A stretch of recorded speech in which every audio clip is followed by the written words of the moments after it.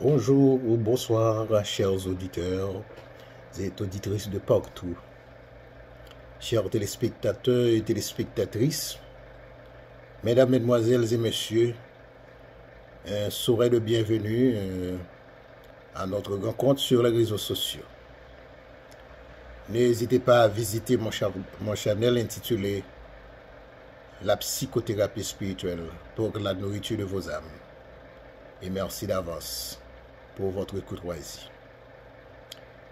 Et l'axe scripturaire du jour, c'est Luc le chapitre 2, le verset 1 à 7 et le verset 10 à 11. Je lis pour vous. En ce temps-là parut un édit de César Auguste, ordonnant un recensement de toute la terre. Ce premier recensement eut lieu pendant que Quirinius était gouverneur de Syrie. Tous allèrent se faire inscrire, chacun dans sa ville. Joseph monta aussi de la Galilée, de la ville de Nazareth, pour se rendre en Judée, dans la ville de David, appelée Bethléem, parce qu'il était de la maison de David, afin de se faire inscrire avec Marie, sa fiancée, qui était enceinte. Pendant qu'ils étaient là, le temps où Marie devait accoucher arriva. Elle enfanta son fils premier-né. Elle l'emmaillota et le coucha dans une crèche, parce qu'il n'y avait pas de place pour eux dans l'hôtellerie. Mais l'ange leur dit, ne craignez point, car je vous annonce une bonne nouvelle, qui sera pour tout le peuple le sujet d'une grande joie.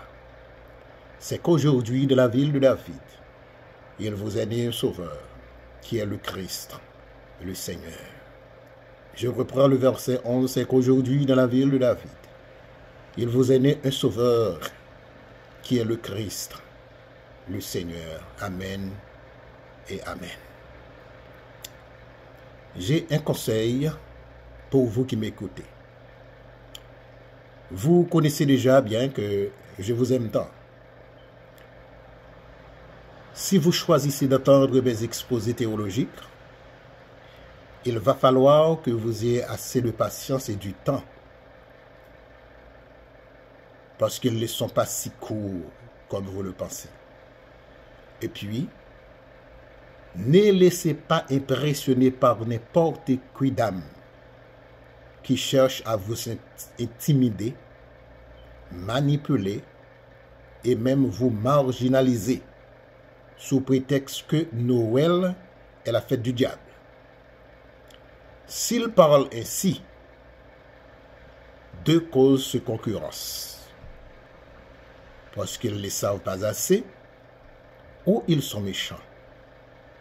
Mais Noël est la nativité de Jésus-Christ. À bon entendeur, salut. Le thème que nous avons développé aujourd'hui, quelle place donnes-tu à Jésus dans ta vie? Quelle place donne-t-on à Jésus dans sa vie? L'objectif de l'exposé du jour, notre cœur doit être la place la plus sûre, la plus principale pour faire habiter Jésus. Aujourd'hui, nous aurons à parler sur la Noël, qui n'est pas un jour diabolique, comme quelques-uns le présentent, comme quelques-uns le pensent de préférence. Peut-être par l'incompréhension ou par exprès. Ensuite, nous aurons à parler aussi de Noël dans son sens mondain et négatif. Deuxièmement, Noël dans son sens positif et étymologique. Troisièmement, histoire et caractère du prénom Nathalie. 4. Noël est la fête de la nativité de Jésus-Christ. Genèse chapitre 1, verset 1 à 31 et le chapitre 2, verset 1 à 3. 5. Un Dieu de miracle. 6. Ton cœur doit être la place la plus principale pour Jésus habite. Et la dernière, un Dieu d'amour. Père Tout-Puissant, Dieu de consolateur, nous t'invitons à prendre le contrôle de cette lecture faite par ton serviteur. Que ton Saint-Esprit nous dirige et nous instruit selon ta parole. Au nom de Jésus, nous t'en prions. Amen.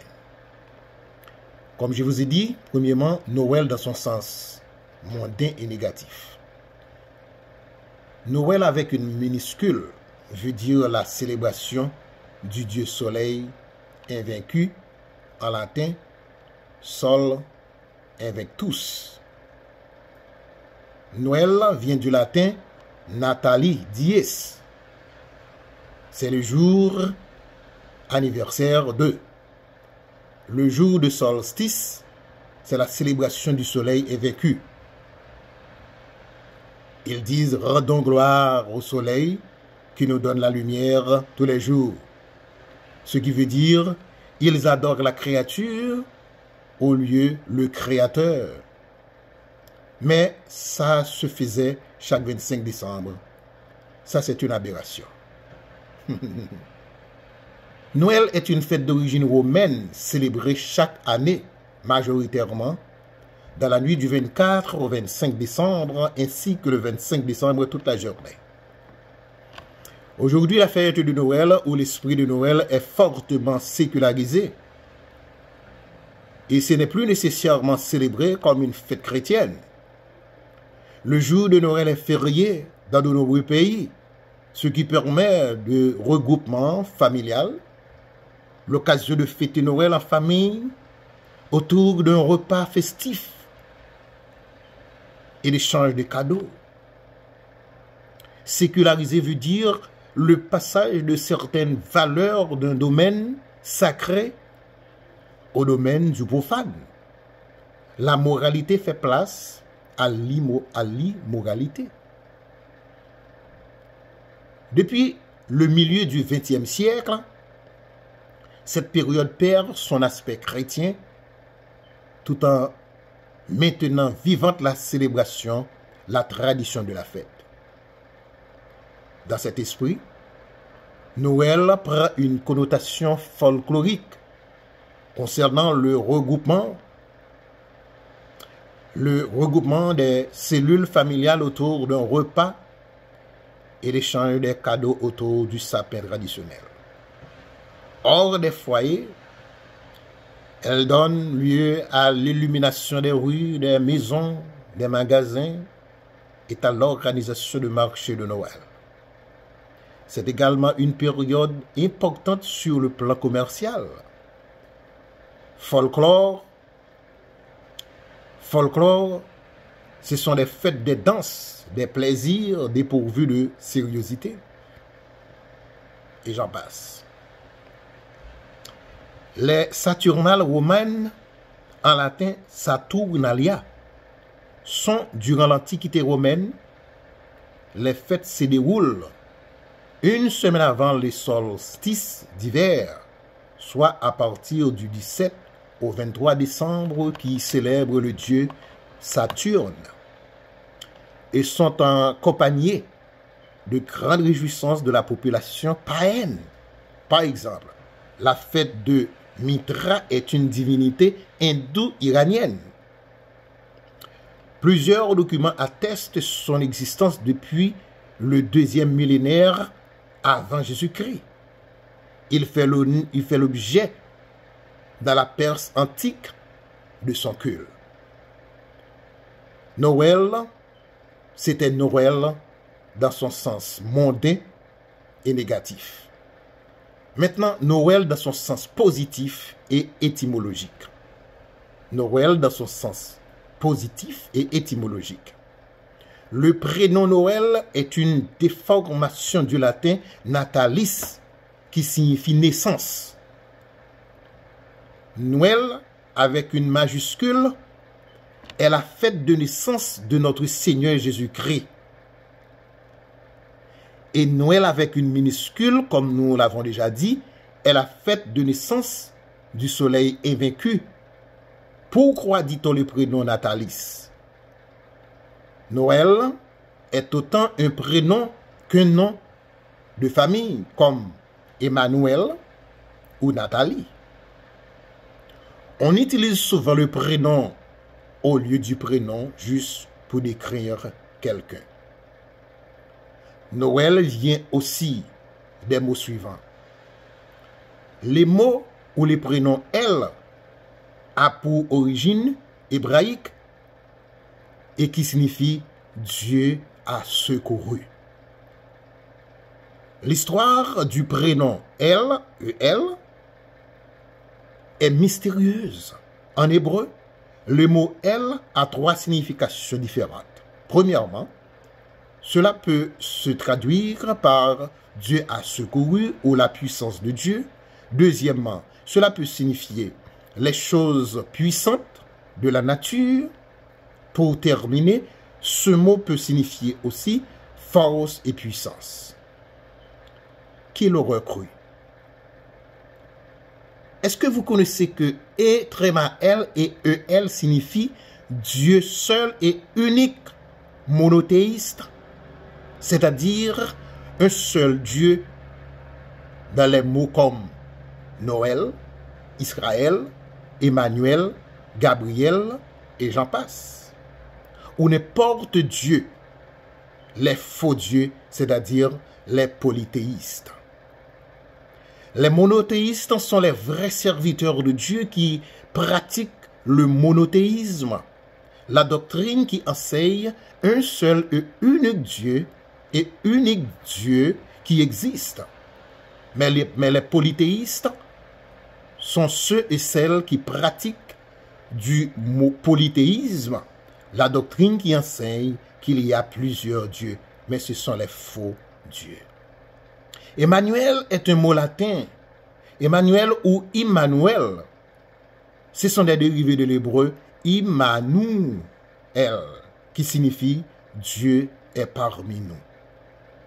Et ce mot se trouve dans Noël, Israël, etc., comme je vous ai dit. Il s'agit du nom sur lequel l'auteur du livre d'Ésaïe désigne, dans l'Ancien Testament, le Messie promis au peuple juif. Et aujourd'hui, cette promesse est accomplie. Luc chapitre 2, le verset 10 à 11, pardon. Conféré à livre d'Ésaïe, le chapitre 7, verset 14, et Matthieu, le chapitre 1, verset 23. L'évolution phonétique, la morphologie, la linguistique historique et même la géomorphologie. La géomorphologie et leur dessinance qui classent, décrivent, forment et modifient le sens des mots dans le monde. Elle classe Noël comme ça. Noël avec une majuscule signifie la nativité inconnue de Jésus-Christ. Mais il était né quand bien même.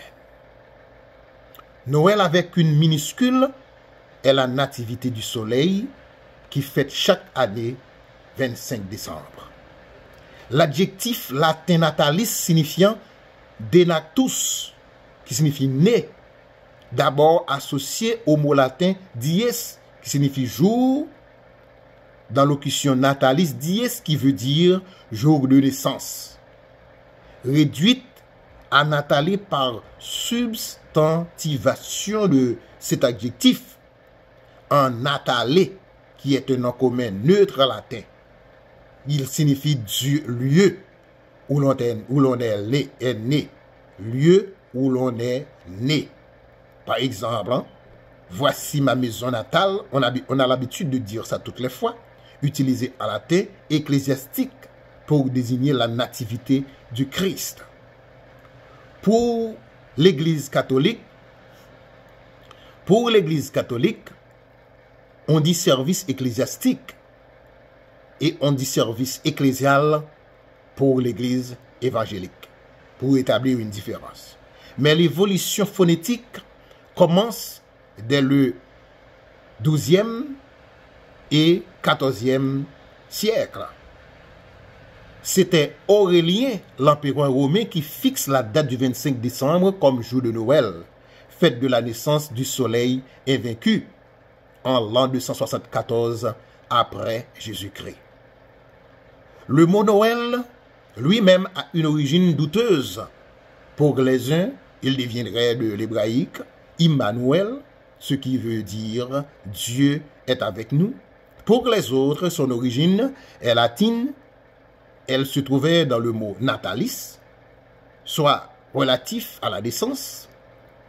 Comme est d'ailleurs latine la fête de Noël en elle-même, construite de toutes pièces vers le milieu du IVe siècle sur les fondations purement païennes. On n'oublie jamais certaines citations et dictons dans notre culture à cette époque. On dit souvent Joyeux Noël, les plus belles citations sur Noël, ainsi que les dictons de Noël. Une citation de Noël: à Noël, je n'ai pas plus envie de roses que je ne voudrais de neige au printemps. J'aime chaque saison pour ce qu'elle apporte, etc. Un dicton sur Noël: Noël au balcon, Pâques au tison. Noël au tison, Pâques au balcon, etc., etc. Histoire, nous allons aborder maintenant histoire et caractère du prénom Nathalie. Nous venons de voir Noël dans son sens négatif et mondain, et nous venons de voir Noël dans son sens positif et étymologique. Maintenant, nous allons voir l'histoire et caractère du mot natalis, qui signifie naissance. Avec le prénom Noël, qui a pour l'origine le prénom natalis, qui nous envoie donc directement au jour où Jésus est né. Les évangiles restent muets sur cette question. L'Église est donc efforcée dès le IIe siècle de déterminer ce jour, et ces prénoms-là s'en suivent. Au caractère, natalis est l'équilibre même. L'esprit très vif et clair au milieu de nous. Une excellente mémoire volontaire, active, sensible et subtile. Elle apprend sans cesse et elle enchante plus qu'elle ne séduit. Il est vrai qu'il témoigne d'une bonne étoile sur laquelle se guidèrent même les rois mages. Il va falloir qu'on n'oublie pas le sens de cette expression roi mage. Celle-ci a pour définition les visiteurs venant de l'Orient. On appelle traditionnellement roi mage.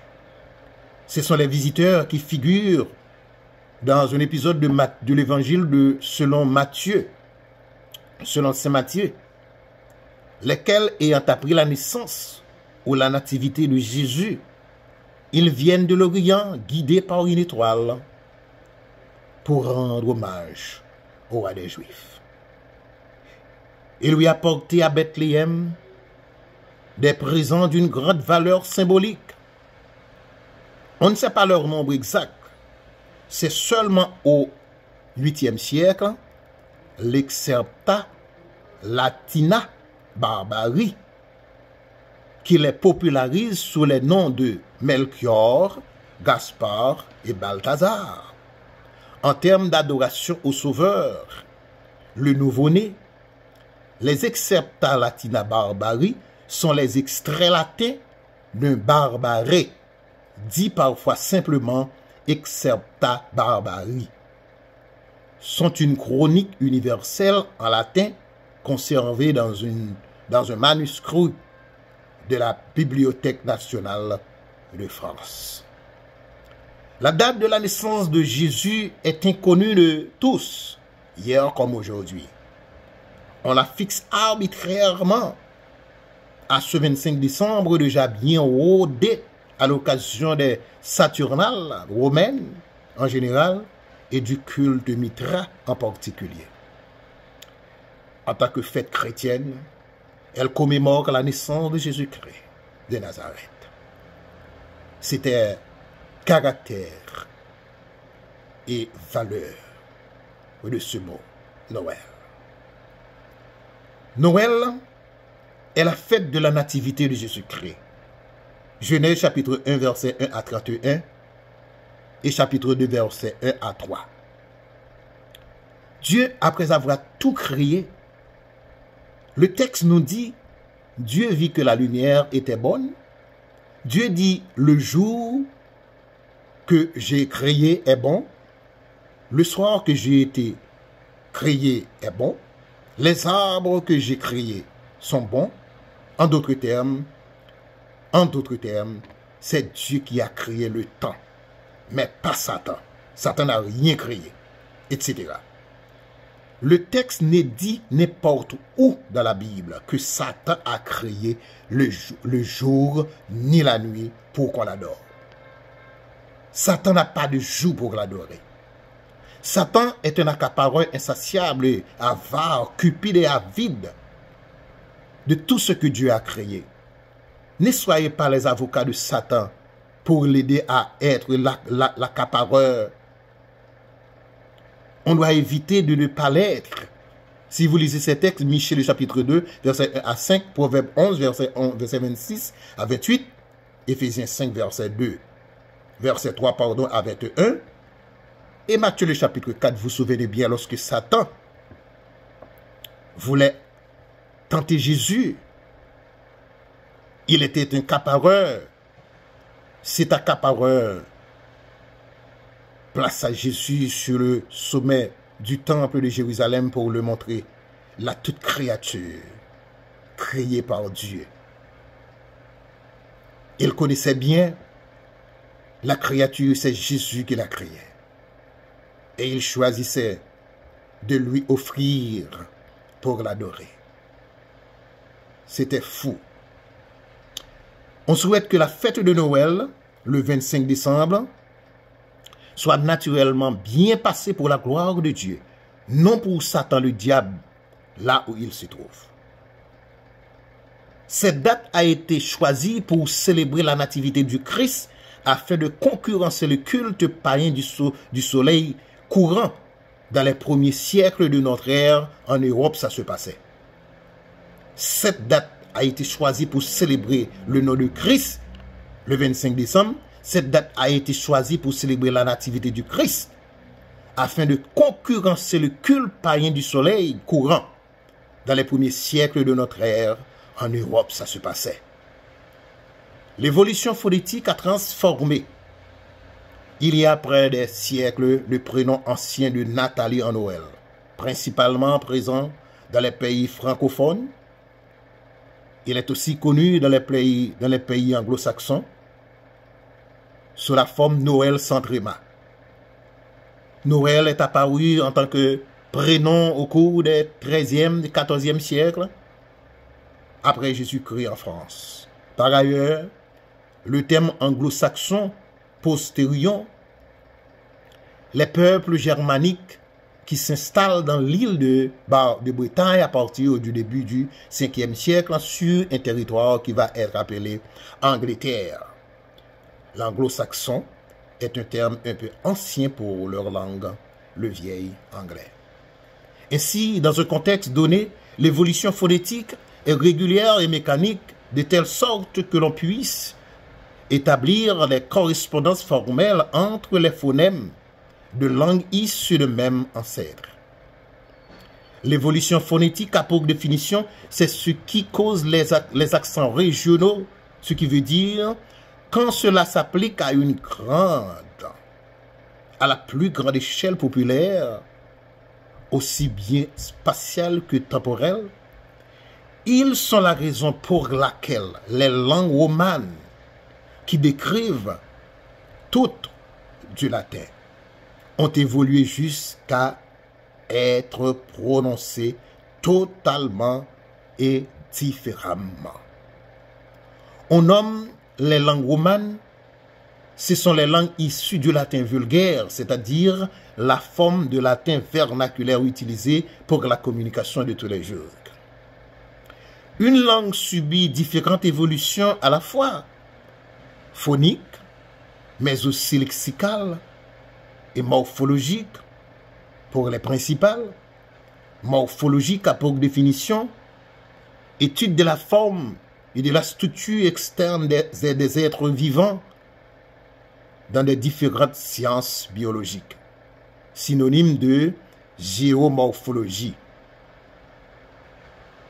Elle est aussi une partie de la grammaire qui étudie les problèmes relatifs à la formation des mots ainsi qu'aux variations de leur désinence.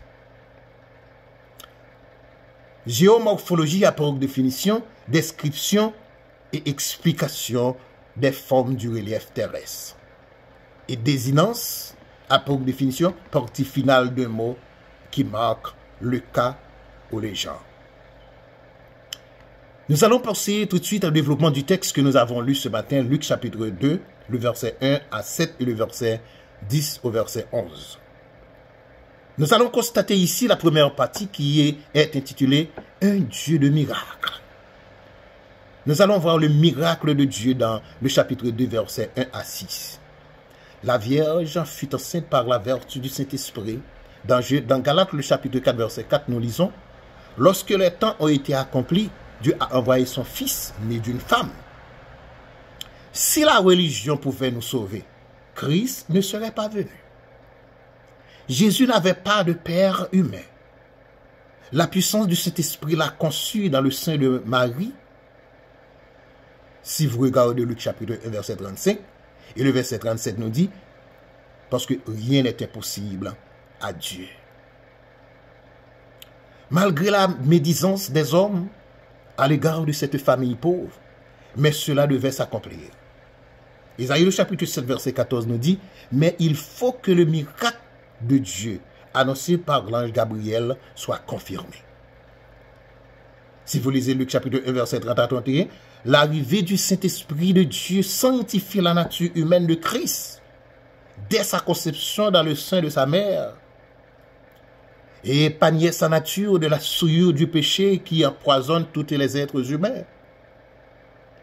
Cela est un mystère, parce que nous connaissons que depuis nos premiers parents dans le jardin d'Éden, le péché se transforme comme une attitude héréditaire de père en fils, de génération en génération. Christ était tout à fait homme et mis à part pour le péché. Il devint comme l'un d'entre nous afin d'être rendu semblable à toutes choses, à ses frères. Si vous lisez Hébreux le chapitre 2, le verset 17. Jésus n'avait aucune ressemblance avec Joseph et ni avec Marie, qui n'a été que sa mère porteuse. Ils n'ont été que ses parents adoptifs par lesquels Dieu a amené son Fils sur la terre. Parce que dans Genèse, le chapitre 3, le verset 15, Dieu a prévu que la postérité de la femme devrait écraser la tête du serpent, qui est le diable.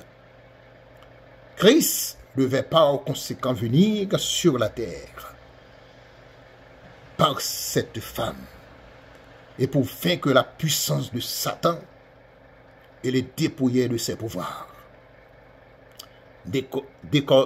Colossiens, le chapitre 2, le verset 15. C'est pour cela le psalmiste David nous dit, dans le psaume 118, verset 23, c'est de l'Éternel que cela est venu. C'est un prodige à nos yeux, un miracle à nos dieux, un Dieu de miracle. Deuxièmement, ton cœur doit être la place la plus principale, la plus importante pour que Jésus habite. Luc chapitre 2, le verset 7. Dieu est un Dieu d'humilité. Il était humble jusqu'à la mort, en l'occurrence de Jésus le Sauveur. Isaïe 53, verset 7. Verset 7 à verset 3 à 7, pardon. Il accepte n'importe quelle place que les hommes lui donnent. Parce que pas de place pour Dieu dans ce monde. Si vous vous souvenez, Jésus a dit avec ses disciples, je suis dans le monde, mais je ne suis pas du monde. À cause du grand recensement exigé par le gouverneur Quirinius, les voyageurs riches avaient déjà envahi les meilleurs lieux pour s'abriter à Bethléem. Le recensement produisait beaucoup d'activités et les gens étaient trop occupés à leurs affaires pour leur propre effort. Dans le monde entier, les hommes fêtent Noël aujourd'hui comme les païens, car le diable les a trompés et ils pensent que c'est la voie de Dieu qu'ils suivent au travers de la religion. Parce que Jésus-Christ n'a pas de place dans leur cœur. En effet, Noël est devenu une fête commerciale où tout le monde est occupé dans les affaires, dans les achats et la vente des produits, les rencontres pour s'amuser, rire, manger et boire, de sorte que Jésus n'est pas au milieu d'eux, de sorte que Jésus n'a pas aucune place dans sa vie. Il n'y a pas de place pour lui dans leur cœur, car Mammon a pris toute place.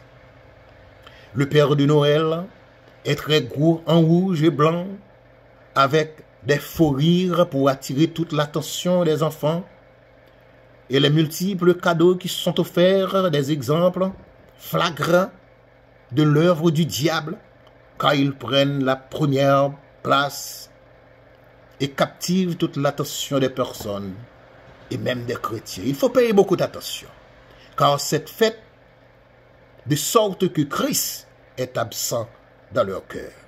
N'oubliez pas, mes frères et sœurs, le diable se déguise en ange de lumière et se tient à la place de Jésus par la publicité et le commerce que cette fête produit. Dans l'abondance, l'homme est devenu ingrat et indépendant de Dieu. Si vous lisez Ecclésiaste chapitre 10, verset 19. Comme Jésus n'est toujours pas à l'aise là où il y a du péché, égoïsme, cupidité, immoralité, abus du manger et du boire, et j'en passe. Mais il prend plaisir là où les cœurs sont dévoilés. Ils se sentent coupables et veulent se repentir. Comme Jésus a été mis à la dernière place, c'est-à-dire à l'étable, lieu où l'on garde les animaux, lieu inhumain, on l'humilie, mais c'était son humilité, pour notre bien-être spirituel depuis le commencement. L'homme ne trouve pas de place pour Dieu que s'il se trouve en difficulté, sans aucune porte à sortir ou dans les derniers jours de sa vie. Et d'après Matthieu le chapitre 6, verset 33, Jésus devait occuper la première place dans sa vie. Malheureusement, Dieu doit prendre les restes, alors que Jésus a dit de le mettre en première place dans notre vie. Dieu demande seulement une chambre dans votre vie pour être au milieu, au centre de ceux qu'il aime, juste pour se faire connaître à eux, pour faire partie de leur vie, afin qu'ils comprennent qu'il venait pour les sauver. Matthieu 6, verset 33. Comme Dieu est humble, il se révèle aux humbles, aux simples de cœur, à ceux qui pouvaient le croire, à ceux qui pouvaient croire en lui, à ceux qui prendraient le temps de l'écouter et de le reconnaître comme Dieu. À ceux-là, la lumière a éclairé leur cœur et ils ont vu la gloire de Dieu. Il est aussi révélé à des grands de ce monde comme les mages, Matthieu le chapitre 2, verset 1 à 16, qui avaient un cœur qui cherchait Dieu. La lumière qui a resplendi est celle attendue longtemps par les hommes. C'est cette lumière qui est née dans nos cœurs et qui était la véritable lumière qui, en venant dans ce monde, elle éclaire tout le monde. Jean 1, verset 9. Que votre cœur ne se trouble point. Croyez en Dieu, croyez en moi, car il y a plusieurs demeures dans la maison de mon Père. Si cela n'était pas, je vous l'aurais dit, je vais vous préparer une place. C'était votre cœur, doit être une place principale pour que Jésus habite. La dernière partie du texte, c'est un Dieu d'amour. Le chapitre 2, le verset 10 à 11. Mais l'ange leur dit, ne craignez point, car je vous annonce une bonne nouvelle, qui sera pour tout le peuple le sujet d'une grande joie. C'est qu'aujourd'hui, de la ville de David, il vous est né un sauveur, qui est le Christ, le Seigneur. Jésus est un nom d'origine hébraïque, Yeshua, composé de 7 lettres et signifiant Dieu sauveur. Un Dieu d'amour, car il a tant aimé le monde, qu'il a donné son Fils unique pour sauver l'humanité, c'est-à-dire les hommes. Jésus est le don de Dieu pour l'humanité, l'espérance du salut éternel. Il est une preuve d'amour, Jean 3,16. À Noël, Dieu veut que les hommes retrouvent leur nature divine, celle qui a été souillée dans le jardin d'Éden par le péché adamique. Il descendit vers nous pour s'identifier à nous dans une chair semblable à celle du péché, afin d'assumer, c'est-à-dire de prendre en charge sa responsabilité, sa mission de sauveur et Seigneur pour l'humanité. Il n'est pas venu d'une manière spectaculaire pour attirer les regards des grands hommes de ce monde, tels que les rois et toutes les forces autoritaires.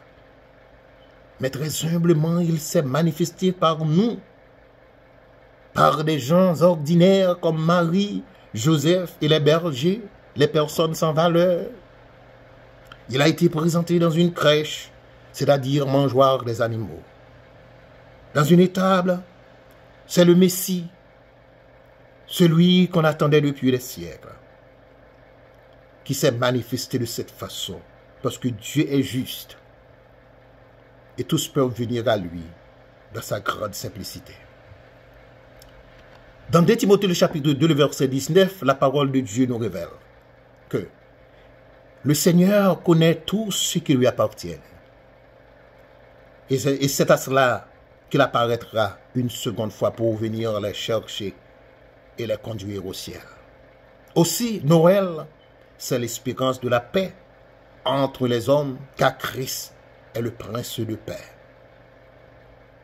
qui a été rejeté. Isaïe, le chapitre 9, le verset 5. Les hommes sont en guerre contre Dieu sans le rendre compte. Les hommes sont en guerre contre Dieu sans le rendre compte.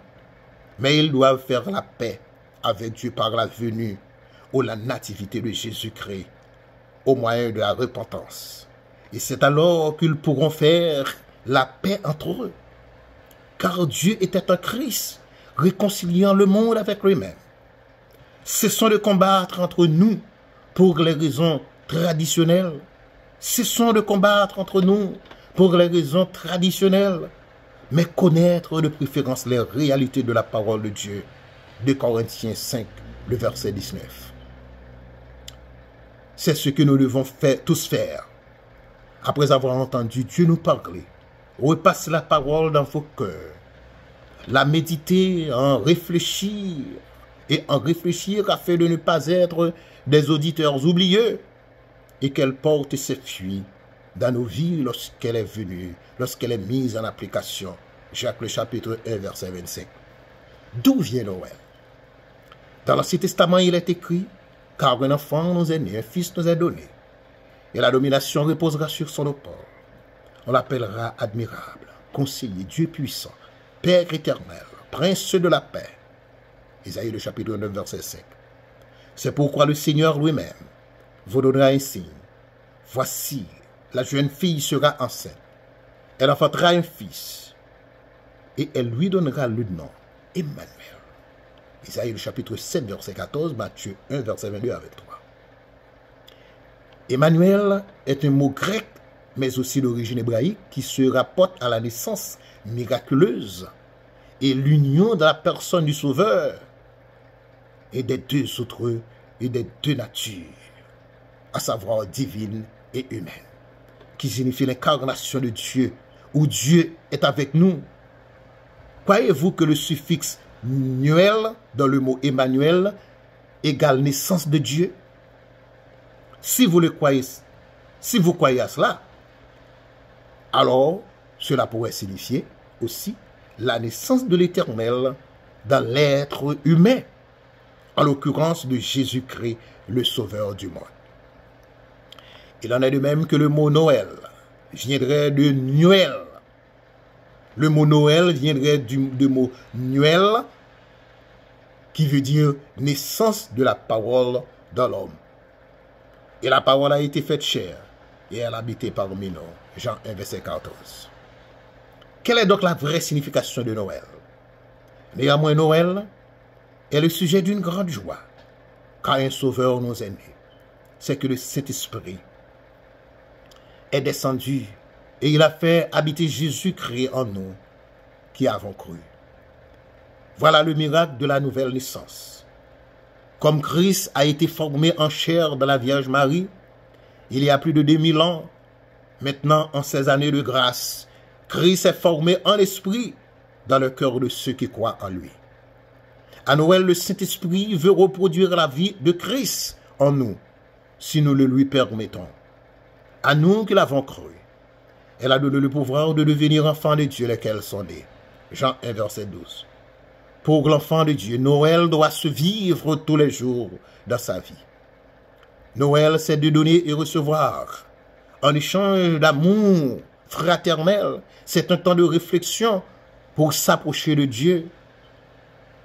Car il a fait le premier pas en descendant vers nous. C'est célébrer et partager avec les autres, le prochain, les démunis, les malades, les prisonniers, les enfants de la rue, les personnes seules et découragées. Comme le Seigneur est venu vers nous, qui étions perdus, pour nous donner sa vie. Nous nous devons donc donner la nôtre pour aider les autres. L'aubergiste d'aujourd'hui, c'est nous chrétiens qui sommes placés pour soigner les âmes pour le ciel. Et quelle place réservons-nous à Jésus-Christ dans notre vie? La plus belle chambre de l'autel de notre cœur, c'est-à-dire le trône du roi de notre vie? Ou bien, comme beaucoup de personnes l'ont fait, elles donnent les tables, les restes, le superflu, ce qui ne les dérange pas? C'est tout ça qu'elles donnent à Jésus comme la dernière place de leur vie. Mais pas de problème. Mais pas de problème. Christ n'a pas de problème pour ça. Si on choisit de le faire. La plus belle chambre de l'autel de notre cœur, c'est-à-dire le trône du roi de notre vie. Ou bien comme les autres personnes l'ont fait. Elles donnent les tables, les restes, le superflu, ce qui ne les dérange pas. C'est tout ça qu'elles donnent à Jésus comme la dernière place dans leur vie. Mais pas dans leur cœur. Pas de problème. Le Seigneur est humble, il accepte le tout. Mais il va falloir qu'on vienne quand même à lui. Car il peut tout changer. À Bethléem ou Golgotha, le lieu de la crucifixion de Jésus, les deux événements sont inséparables pour l'accomplissement de la mission du Christ sur la terre. Premièrement, le miracle de la nouvelle naissance se fait au travers de sa naissance et de son sacrifice à la croix. Deuxièmement, sa mort et sa résurrection. Jésus est le plus grand cadeau de Noël que Dieu a donné à l'humanité. Jésus est le plus grand cadeau de Noël que Dieu a donné à l'humanité. Est-ce que nous sommes reconnaissants envers lui? En retour, quel cadeau voulez-vous offrir à Dieu pour Noël? Vous pouvez répondre comme ça. Seigneur, je veux que ton dessein s'accomplisse dans ma vie. Car le plan de notre vie est caché en Christ. Si donc ton cœur appartient à Christ, il fera de toi ce qu'il a prévu depuis longtemps. Et tu vivras pleinement avec les bénédictions qui y sont rattachées. Ce sera aussi pour toi l'occasion de lui donner ton cœur tout entier et de découvrir qu'il y a réellement avec Dieu un vrai sens à la vie. Ne laissons pas le diable nous voler l'essentiel de cette fête en diminuant Jésus par la religion, le matérialisme, les cadeaux, la grande bouffe, c'est-à-dire un grand repas ou une grande quantité de nourriture, le Père de Noël, l'arbre de Noël, etc. Car toutes ces choses sont éphémères et qui peut-être ne sont pas mauvaises en soi. Mais la réalité n'est pas en elles. Elles doivent seulement être considérées comme faisant partie de nos biens terrestres, de sorte que notre cœur ne s'égave pas, c'est-à-dire d'alimenter de force pour voler de ces choses qui nous font oublier l'essentiel, qui est le Sauveur Jésus. Car c'est à nous, les véritables chrétiens, de profiter de ce moment, de ce temps favorable pour annoncer au monde la bonne nouvelle qui est l'évangile de Jésus-Christ. Comme il nous l'a dit, il nous l'a commandé dans Matthieu, le chapitre 28, les versets 19 et 20. Que le nom de Dieu soit loué, exalté et glorifié en ce grand jour de Noël. Joyeux Noël en Jésus-Christ, notre Sauveur et Seigneur. Amen et Amen. Merci d'avoir été à l'écoute. À bientôt pour d'autres exposés avec notre infatigable ami, Ignacio Merlien. Que le Seigneur vous bénisse. Merci.